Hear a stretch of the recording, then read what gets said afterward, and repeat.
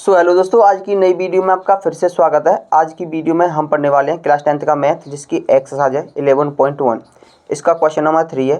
5 centimetre, 6 centimetre और 7 centimetre भुजाओं वाले एक त्रिभुज की रचना कीजिए और फिर एक अन्य त्रिभुज की रचना कीजिए जिसकी भुजाएं दिए हुए त्रिभुज की संगत भुजाओं की 7/5 गुनी हो। कितनी गुनी हो? 7/5 गुनी हो। इस क्वेश्चन में बताया गया है कि हमें त्रिभुज ABC की रचना करनी है जिसकी भुजाएं 5 सेंटीमीटर, 6 सेंटीमीटर और 7 सेंटीमीटर है। फिर एक अन्य त्रिभुज की भी रचना करनी है जिसकी भुजाएं दिए हुए त्रिभुज की संगत भुजाओं के 7/5 गुनी हो।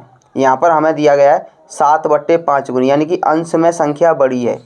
तो मैंने पहले ही बता दिया था कि संख्या अगर अंश में बड़ी है तो हमें दिए हुए त्रिभुज से बड़ा त्रिभुज बनाना है। तो सबसे पहले हम एक त्रिभुज बनाएंगे जिसकी भुजाएं कितनी होंगी? 5 सेंटीमीटर, 6 सेंटीमीटर और 7 सेंटीमीटर होंगी। तो सबसे पहले हम क्या करेंगे? एक रेखाखंड खींचेंगे जिसकी लंबाई है 5 सेंटीमीटर। तो हमने यहाँ पर एक रेखाखंड खींच लिया जिसकी लंबाई है 5 सेंटीमीटर। कितनी है? 5 सेंटीमीटर, जिसको हमने नाम दे दिया AB। क्या नाम दे दिया? AB नाम दे दिया, जिसकी लंबाई कितनी है? 5 सेंटीमीटर है। क्लियर है? उसके बाद हमें 6 सेंटीमीटर और 7 सेंटीमीटर के दो चाप लेने होंगे और बिंदु A और बिंदु B को केंद्र मानते हुए ऊपर लगाने होंगे। तो यहाँ पर मान के चलेंगे एक 7 सेंटीमीटर का चाप लेंगे हम यहाँ से। जब हमने 7 सेंटीमीटर का चाप ले लिया तो बिंदु B से लगाएंगे ऊपर की तरफ। एक चाप लेंगे हम 6 सेंटीमीटर का। 6 सेंटीमीटर का चाप लेकर हम बिंदु A से लगा देंगे तो हमें एक कटान बिंदु प्राप्त होगा। क्या प्राप्त होगा? एक कटान बिंदु प्राप्त होगा जिसको हम नाम C देंगे। बिंदु C को बिंदु A और बिंदु B से मिला देंगे। बिंदु C को बिंदु A व बिंदु B से मिलाने पर हमें प्राप्त हुआ है कि AC की लंबाई कितनी है? 6 सेंटीमीटर है और BC की लंबाई कितनी है? 7 सेंटीमीटर है। क्लियर है?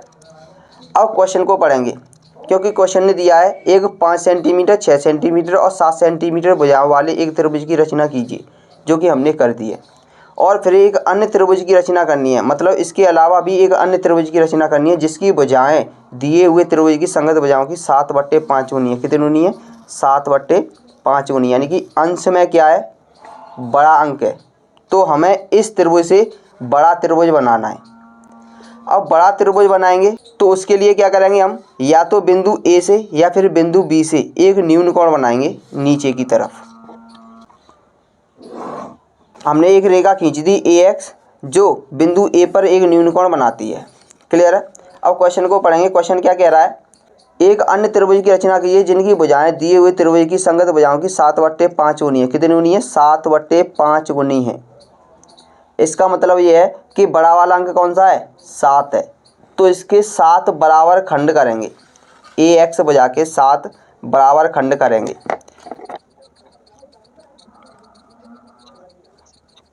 हमने AX भुजा के 7 बराबर खंड कर लिए। अब इनको नाम देंगे A1, A2, A3, A4, A5, A6, A7। अब हमने इनको नाम दे दिया है। अब क्या करेंगे? क्योंकि मैंने पहले ही बता दिया है कि इस त्रिभुज से बड़ा त्रिभुज बनाना है तो हमें A5 से B को मिलाना होगा।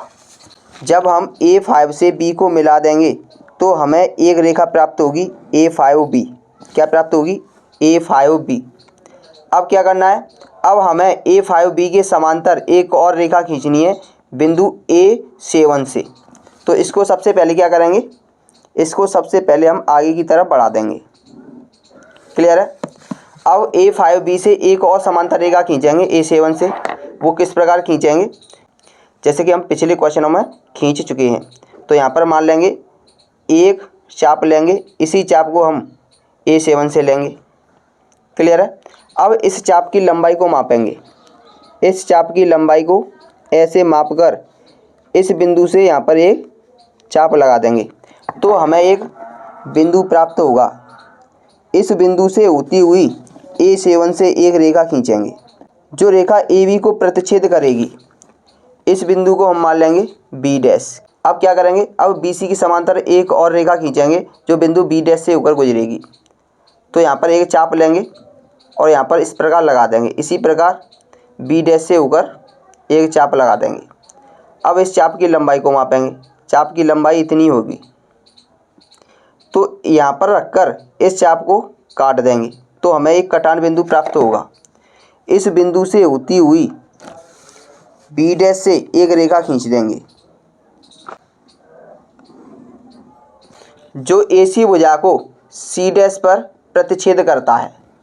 अब इस रचना के चरण लिखेंगे। क्या लिखेंगे? इस रचना के चरण लिखेंगे। तो यहाँ पर हमने लिख दिया है रचना के चरण। सबसे पहले हमने क्या किया था? सबसे पहले एक रेखाखंड खींचा AB जिसकी लंबाई कितनी है? 5 सेंटीमीटर है। फिर वहाँ से एक 6 सेंटीमीटर और एक 7 सेंटीमीटर का चाप लिया और एक त्रिभुज की रचना की। तो यहाँ पर हम लिखेंगे एक त्रिभुज ABC की रचना की। एक त्रिभुज ABC की रचना की जिसमें भुजा AB बराबर 5 सेंटीमीटर है, BC बराबर 7 सेंटीमीटर है और AC बराबर 6 सेंटीमीटर है। क्लियर है? उसके बाद क्या किया था? उसके बाद हमने बिंदु A से न्यून कोण बनाते हुए नीचे की तरफ एक AX रेखा खींची। तो यहाँ पर दूसरे नंबर पर लिखेंगे रेखाखंड AB से न्यून कोण बनाते हुए एक किरण AX खींची। रेखाखंड AB से न्यून कोण बनाते हुए एक किरण AX खींची। उसके बाद क्या किया था? उसके बाद AX को हमने 7 बराबर भागों में विभाजित किया था। तो यहाँ पर हमने लिख दिया है AX को 7 बराबर भागों में विभाजित किया।